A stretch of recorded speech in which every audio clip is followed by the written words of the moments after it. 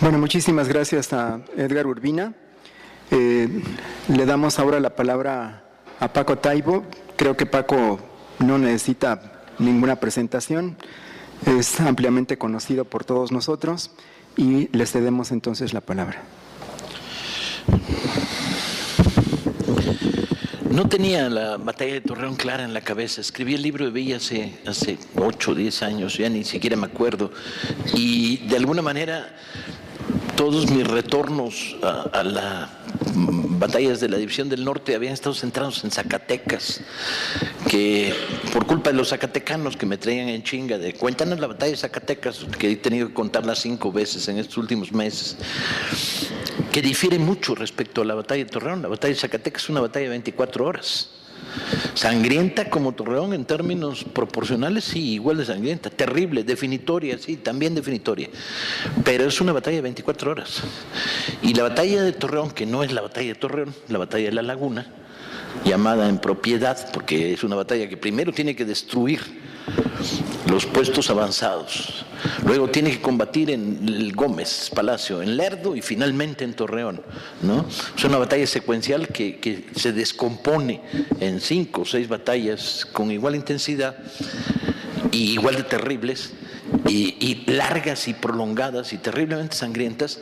No la tenía en la cabeza, entonces tuve que ponerme a releerme y a reconsiderar y a repensar la batalla de Torreón. Y en la medida en que leía, llegué a la misma conclusión a la que he llegado hace muchos años. Cuando hablas de revoluciones, hablas de historias que tienen que ver con pueblos que se levantan para destruir y reconstruir. Estás hablando de pasiones, y de pasiones de una extensión y de una fuerza que ponen a millares de hombres frente al fenómeno de la muerte. Cuando Robles llega y se presenta ante Villa para reforzar las fuerzas villistas en Torreón, Villa, con esta manera tan amable que tenía de tratar a todos sus generales de brigada, le dice: qué placer tenerlo aquí. Y Robles dice: para morir vinimos. Que es una frase extraordinariamente teatral, pero conociendo la trayectoria de Robles, un hombre maestro de escuela, afable, adorado por sus tropas, paternal, aparte de la teatralidad, iba en serio. Los caudillos militares de la División del Norte eran caudillos que habían construido ejércitos populares y elegidos y sostenidos por esos ejércitos populares. La brigada Urbina no ejerció nunca la leva, llegaban a formarse en ella y a sumarse a ella, excepto Ángeles, que llega con 4 pelados, ¿sí? Todos los demás generales de la División del Norte llegan a sumarse con brigadas enteras de 1 millar de hombres que han construido en un proceso de lucha revolucionaria, destruyendo oligarcas y quemando haciendas, ¿sí? Si no ves esto, pues no ves nada. Lo conviertes en un problema de números, cifras, armas. Sí, es cierto, puede ser interesante y divertido, y uno cae en la tentación. Por ejemplo, puedes decir: la modernidad está del lado del villismo porque tenían un avión. El único avión en combate en la batalla de Torreón era un avión villista. Pero es puramente anecdótico, maravillosamente anecdótico, porque era un pinche avión que no servía para nada. Tenías que tirar las bombas a mano y tenías que bajar lo suficiente como para poder soltarla con una cierta precisión. El que tiraba las bombas, o sea, el copiloto, era un voluntario. Nunca logró el piloto, Parsons en aquella época, nunca logró tener el mismo voluntario. Todo el mundo decía: no, estuvo maravilloso y subí, pero nadie subía por segunda vez. De tal manera que cada vez que tenía que tirar bombas tenía que entrenar un nuevo copiloto, porque el soldado villista no le gustaba el aire, para nada. ¿Sí? Y es puramente anecdótico. La modernidad está ahí, sí está la modernidad, evidentemente. Y la modernidad hay que explicarla, es cierto. Rifles de repetición, sí, por fin. El Mauser de 7, fundamental, que permite una progresión en la carga que no existía hasta ahora. ¿Sí? No es un rifle, es un disparo que obliga al jinete a detenerse a cargar. Puede hacer 7 veces con relativa facilidad, lo mismo que el Winchester de palanca, tan adorado por los westerns de John Wayne, ¿no? Pero la interacción entre los fenómenos técnicos, la infraestructura, la composición de un ejército y su modo de ser tienen una explicación en el fenómeno revolucionario y no en otra. ¿Cuál es el primer acto de Villa al tomar Torreón? Deportar a 600 gachupines subirlos en trenes de ganado y mandarlos al otro lado de la frontera, porque le habían contado que los gachupines de Torreón estaban pagando a 8 centavos en la jornada, cuando la jornada estaba a 50 centavos en el peonajo de Hacienda, o a 60 centavos en el trabajo de empleadillo o de proletario urbano. Y Villa se jura desmantelarlos y los arrema en vagones de ganado y se los envía. La División del Norte gana Torreón para eso, para deportar a 500 ricos gachupines en vagones de ganado a la frontera de Estados Unidos. Si no está eso detrás, no hay nada, no se entiende. La batalla de Torreón se da en los términos favoritos del ejército federal huertista, que es la defensiva. Si repasas todas las grandes batallas importantes de toda la contrarrevolución huertista contra los alzamientos constitucionalistas, todas están planteadas a la defensiva. Es raro el caso, ¿sí? Tierra Blanca quizá, en el que hay una posición, y es una de las primeras, en la que combaten en una formación ofensiva. Cuando combates a la defensiva, como combate sistemáticamente el huertismo, atrincherado en ciudades esperando que te lleguen, estás neutralizando el arma favorita y más potente de la revolución, que es la caballería. En la batalla de Torreón se van a dar 3 pequeños combates de caballería, más escaramuzas que combates en forma. Combates, cargas de caballería en casco urbano, ¿sí? No hay cómo. Y en esa medida están neutralizando el poder militar fundamental de una revolución que se hizo en su primera fase a caballo, ¿no? Y que tiene sus grandes victorias iniciales en grandes cargas de caballería. Entonces, había que hacerse decenas de preguntas en torno a una idea más o menos clara de lo que está en fuerza: es la pasión de la revolución, la transformación radical del mundo. Ganan un peso los soldados villistas, es cierto, pero no se los pagan a ellos. Básicamente porque Villa piensa que si le da un peso a sus soldados se emborrachan. Este dinero se envía a las viudas, a las mujeres, a los hijos, a las familias en las retaguardias. Son un ejército de chihuahuenses, laguneros y en este caso las brigadas de Durango, que serían fundamentales. Curiosamente, las brigadas de Durango, menos formadas en el estilo militar de la División del Norte, que es tremendamente disciplinada, ¿sí? Basta recoger todas las crónicas periodísticas que hay sobre la época, en particular las de John Reed, para ver el nivel de disciplina. Es una disciplina diferente. A Villa los soldados le hablan de tú. ¿Conciben eso en un ejército federal? ¿Sí? Villa, cuando recibe a la brigada Ceniceros, la va a recibir personalmente a la vía del tren y saluda de mano a los 1000 soldados que vienen. Uno por uno va y les da la mano y les pregunta: ¿y usted de dónde es? Oiga, amigo, ¿usted de dónde viene? ¿Es concebible esto en un ejército federal? Un general de ejército que va a darle la mano uno por uno a los 1000 combatientes de una brigada. Y bueno, ya cuando llegan los de Chihuahua, los cazadores, que eran la reserva última que recibe Villa en la batalla de Torreón, ya no solo de mano, de beso y abrazo. Y no solo eso, sino que se saben los nombres de casi todos, ¿sí? Por esa memoria prodigiosa que tenía Villa. Ah, usted es Panchito, es panadero de Parral, sí, ¿no? Es otro mundo, chinga. Es otro mundo. Y eso es lo que produce la victoria de Torreón. Eso, la revolución, produce la victoria de Torreón.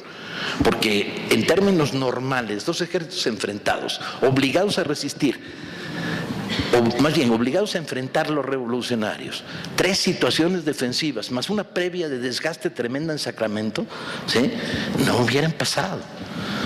Ante la imposibilidad de desplegar la caballería, hubiera sido una operación de cerco como los que están produciendo y Felipe registra en esos momentos en otras partes del país, ¿sí?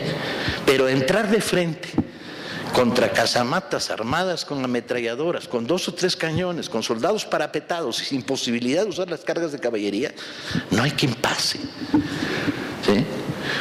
Hay ahí además en el estudio de la batalla y en la minucia y en el detalle, por cierto, no confíen jamás en los partes de guerra, mienten con igual singular alegría como mienten los periódicos. La batalla de Torreón, los periódicos se perdió 5 veces, según los periódicos del DF. Ahí está registrado. Y cualquiera que le tenga demasiada fe a la palabra escrita se lo va a acabar creyendo y va a andar diciendo que Villa perdió la batalla de Torreón, porque está contado, está en papel. Y los partes de guerra son maravillosos, mienten con una alegría singular respecto al número de efectivos, el número de armas, dónde corrieron y dónde no corrieron. La palabra escrita es igual al testimonio oral, está sujeta a las variaciones de la autojustificación de los comportamientos de los que la viven, ¿sí? Y en ese sentido, entonces, hay que entrar en la minucia y el detalle y ver, por ejemplo, como la menos villista de las brigadas que combaten Torreón, que es la brigada del centro de Durango, le ordenan tomar una posición, la toma con un notable desgaste y cuando suben se emborrachan. Y Villa ordena el fusilamiento de su general. Y además les dice a los que no va a fusilar, pero si los va a fusilar si se descuidan, que tienen 24 horas para volver a tomar la posición que perdieron. Es toda esta combinación de elementos muy curiosos que se van produciendo en la mezcla de la anécdota, el pequeño anecdotario y el armazón de los días del largo conflicto, como puedes descubrir las esencias del fenómeno. ¿Quiénes son los federales? Ustedes sufren el síndrome de Estocolmo, compañeros. Les gustan a este le gusta Carranza y a aquellos les gustan los federales, ¿sí? Los federales son una caterva de hijos de la gran puta, ¿sí? Que traicionaron el orden constitucional de este país, que colaboraron en el asesinato de su presidente, que se formaron en lo peor del porfirismo, las guerras de exterminio contra los yaquis, las guerras de exterminio contra los mayas, ¿sí? Los mayas, y la guerra sucia en la primera etapa del combate contra Zapata en Morelos, en el inicio de la Revolución Maderista. Esas son sus maravillosas trayectorias. Hablar de honor en estos términos, me cago en el honor de los generales huertistas, ¿sí? Es basura pura. Es increíble, increíble, si uno registra la nómina de generales y coroneles que participan en el Ejército Nacional en el momento del golpe militar contra Madero, descubrirá que hay 3 posiciones, más bien 4 posiciones. La primera posición es la de los conspiradores del primer momento, o sea, los activos en la conspiración contra Madero, que están violando el orden constitucional, están escupiendo sobre sus juramentos de fidelidad a la nación, a la patria, a la presidencia, ¿sí? Y están conspirando para asesinar al presidente legítimo de este país. Mondragón, Díaz, Reyes, del que ahora tanto les gusta Reyes, ahora hasta liberal resulta, ¿sí? Reyes, cuando es un pinche general golpista, ¿sí? Detrás de eso está el segundo nivel, que son los del golpe dentro del golpe, o sea, Huerta, ¿sí? El más taimado de todos, y otro gran grupo general. Pero detrás de ellos está algo peor, están los que reconocen a Huerta. Un solo general mexicano, ¿sí? Se niega a reconocer a Huerta y es Felipe Ángeles. Por eso cuando Ángeles llega a Chihuahua no es un federal, es el único general que no se plegó al golpe de Huerta y llega con esa pinche aureola. Por eso Villa lo acepta en términos de igualdad y a pesar de que trae 4 compañeros con él, el Heroncito, el Cervantes, muy buenos por cierto, que darían su gran calidad humana en la división del norte, Villa lo acepta como un igual, no solo porque sabe de artillería y estuvo en San Cyr y aprendió a decir que los disparos son así, porque Villa en la primera etapa decía que los disparos de cañón son así, y por más que el sueco le decía, no, mi general, son así, él decía, no, son así, y le decía, no, porque si son así, así, y entonces le decía, tiene que ser así, ¿sí? Bueno, la llegada de Ángeles es providencial, le da un sentido a la artillería, pero Villa no sabe manejarla, y Ángeles es un hombre del que Carranza se desprendió rápidamente porque no le gustaba para nada, ¿sí? Lo nombra ministro, luego no se atreve, los obregonistas le tienen celos, luego lo nombra viceministro, y cuando al fin encuentra una manera de librarse de él, se lo manda a Villa, bajo la absoluta creencia, tiene Carranza, de que Villa va a fusilar a Ángeles en las siguientes 2 semanas, porque no entiende, Carranza tampoco entiende, ¿Sí? ¿Qué está pasando? Porque lo que no entiende es que Villa y Ángeles son la revolución y están en ella. ¿Sí? Son esta evolución, en el caso de Ángeles, de la legalidad maderista a la revolución social, que avanzará a una velocidad maravillosa dentro del personaje. ¿Sí? Y esta absoluta habilidad de Villa para encontrar la empatía en las causas del pueblo, porque está combatiendo. Si no hay revolución, no hay nada atrás. El sentido es ese. ¿Sí? Revisen los generales de la División del Norte que participan en la batalla de Torreón. Todos ellos, excepto uno, van a resultar, Toribio, van a resultar heridos en la batalla de Torreón. La mitad de los coroneles villistas van a resultar heridos o muertos en la batalla de Torreón. Y uno dice, chinga, ¿cómo es posible esta proporción de bajas en un ejército moderno? Pues la única explicación es la que sabemos: combaten en primera línea. ¿Sí? Solo por eso se puede obtener este número insospechado de bajas. Pero no solo combaten en primera línea. Hay 4 casos por lo menos documentados de oficiales de la División del Norte que después de heridos se niegan a abandonar la primera línea. ¿Sí? Los ejércitos del pueblo son magia. ¿Sí? No. La ciencia, como bien diría el Principito en Un día malo, no da para explicar estas cosas si no ves la magia de la revolución. ¿Sí? Los ejércitos populares son esta combinación maravillosa de un impulso inmenso, con inmensas masas detrás empujando hacia la transformación radical. Se sorprenden mucho los federales de que Villa no haya fusilado a los presos, a los heridos detenidos en Torreón. No los fusilaba, Villa no fusilaba a los detenidos, al ejército, fusilaba sistemáticamente a todos los oficiales. Y con un argumento que a mí, al día de hoy, me sigue pareciendo sólido. Sí sabían y estaban ahí porque querían.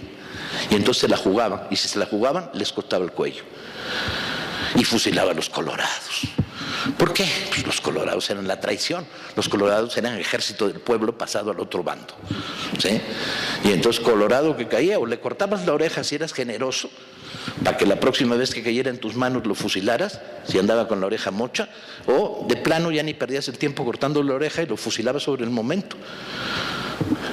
Entre otras cosas, porque no estamos, y yo ahí discrepo profundamente contigo, en un fenómeno de guerra de trincheras. La Revolución Mexicana se da sin frente fijo, son ejércitos en movimiento. Lo que caracteriza la guerra de trincheras es fijar los frentes e inmovilizarlos por los siglos de los siglos, y a partir de la no ruptura de un frente, este frente está inmóvil. La Revolución Mexicana se mueve de un lado para otro, y son los ejércitos en movimiento los que establecen situaciones de combate ofensiva o defensiva, dependiendo de dónde están luchando y por qué están luchando. Pero es una guerra de movimientos, y eso es el villismo. Además, el villismo son los trenes, y el tren villista es una de las maravillas, es cierto, de la modernidad. Pero vean qué modernidad más chingón. ¿Sí? El tren villista es un tren donde los que van a gusto son los caballos, con rampa, porque los jinetes van arriba para movilizar las caballerías. ¿Sí? Es el tren más pinche loco del mundo. Está lleno de hoyos, lleno de... Bueno, el tren de Estado Mayor de Villa tiene 2 catres. En un catre duermen Villa y Ángeles, uno para los dos.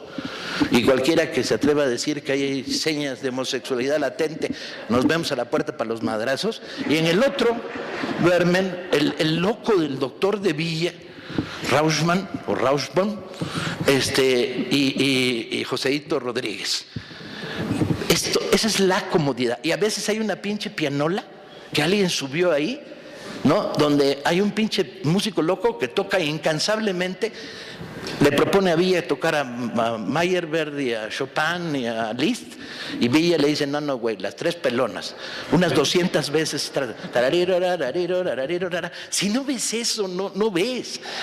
Esta tentación de percibir los fenómenos en el macro, o percibir los fenómenos en el análisis objetivo de las condiciones económicas, si no es capaz de anudar con la misma cuerda la pequeña historia, el lazo, la anécdota que te va construyendo las atmósferas, las ambientaciones, los sentidos profundos muchas veces, te cuesta mucho trabajo entender lo que está pasando. Y sobre todo, si no eres capaz de recuperar las sensaciones.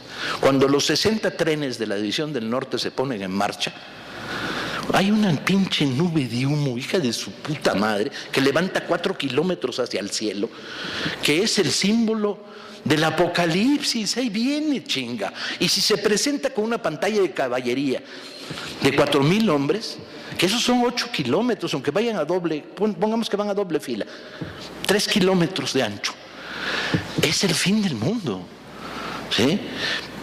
Es bien bonita la anécdota que rescata Urquizo de lo que dicen unas señoras amigas suyas en Torreón, que dice, se las leo porque tiene, y es revelador además, dice: cuánto miedo hemos pasado con los combates, y cada vez que decían que venía Villa, y dime tú, ¿dónde dejaron a la indiada? Y Urquizo responde: ¿a cuál indiada? Y la señora dice: pues los indios que dicen que venían tras Villa para tomar Torreón, nos contaron que Francisco Villa se acompañaba de todos los indios bárbaros, que los traía sueltos por delante y venían arrasando cuanto encontraba. Y Urquizo dice: ah, vamos, algo así como los cosacos del Don. Y la señora dice: ¿Don quién? Y Urquizo remata: otros indios de por allá, de otra parte. Esto es después de la batalla de Torreón. Pero hay otra frase extraordinariamente afortunada, ¿sí?, que cuenta la percepción de Torreón. Adán Uro, una figura clave en toda esta historia, fundamental, es el intendente de la División del Norte para el rollo de la organización del transporte. O sea, es el que logra que los trenes se muevan, se reparen, estén donde deben estar. Es el que logra que la División del Norte tenga agua en el desierto, enviando trenes tanque con agua a la división, ¿no? Decía: los porfiristas le platicaban a usted de París, de Londres, de Moscú, pero no conocían Zacatecas ni Torreón. Y entonces, ay güey, reflexiónala. Huerta no sale a combatir. Hay guarniciones importantes en Querétaro, en el Bajío, en Zacatecas, una guarnición enorme. No las moviliza. Todo lo que hace es movilizar una pequeña brigada que sale de Monterrey para tratar de romper el cerco. Hay una concepción absolutamente defensiva, ¿sí?, chilangocéntrica lo pendejo, ¿sí?, de cómo dominar este país. La revolución sí conoce Torreón y tan la conoce que Villa lo primero que hace después de correr a los gachupines es expropiar $2,5 millones en pacas de algodón, con guardia armada, y hay el que los toque, que van a convertirse en armas y balas en cuanto crucen la frontera en los primeros trenes que le pone Adán Uro. Remataría diciendo que me gustaría seguir hablando, y ahora que ya me puse a volver a estudiar la batalla de Torreón, hasta gusto me da poder volverla a contar. Remataría diciendo que me he encontrado en la lectura de la historia las locuras más raras por la incapacidad de vincular el detalle al argumento, como por ejemplo que los villistas cantaban cuando cargaban, cosa por demás imposible, porque si cargas con 2 pistolas, ¿cuál es la habilidad de las caballerías villistas como los Dorados? La rienda en la boca, ¿qué chingas vas a cantar con una rienda en la boca? Entonces, si cantaban, nadie se enteró nunca, ni se enteró lo que estaban cantando. La segunda es: hay 3 constancias de combates personales donde Villa interviene personalmente en la batalla de Torreón. Una de ellas cuando se lo ven pasar con un bote de pimientos en la mano y un puro. Y alguien dice: Villa no fuma. No, pero ¿cómo chingados va a encender la mecha? El puro es una bomba de dinamita. Claro, porque las granadas en esos momentos no existen en el ejército revolucionario. Lo que existe es la granada de mano hechiza, o sea, el bote de pimientos relleno de dinamita, clavos y tornillos para que al explotar expanda metralla, ¿sí? Y que se extiende a mecha. Por lo tanto, los tiradores de bomba tienen que estar fumando todo el rato, lo cual es lo mejor de los tiradores de bomba, lo demás no me resulta atractivo, ¿no? Y la segunda constancia de combate es cuando interviene en una contracarga de caballería contra la mejor caballería federal, protegiendo el flanco de la artillería de Ángeles. Y ahí hasta hay dudas de si estuvo. Y la tercera es maravillosa. La tercera estaba repartiendo agua, Villa estaba repartiendo agua en la primera fila del frente cuando se produce un intento de salida de los federales en la segunda parte de la batalla de Gómez Palacio. Y Villa sale corriendo.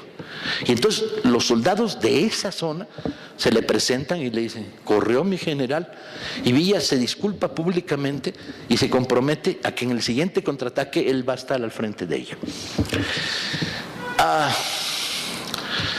Así son las revoluciones de toda madre. Y así vale la pena asumirlas, recordarlas, entrar en ellas. Sí, pasiones, como diría Richard Kapuscinski, absolutas pasiones del corazón. Hasta ahí.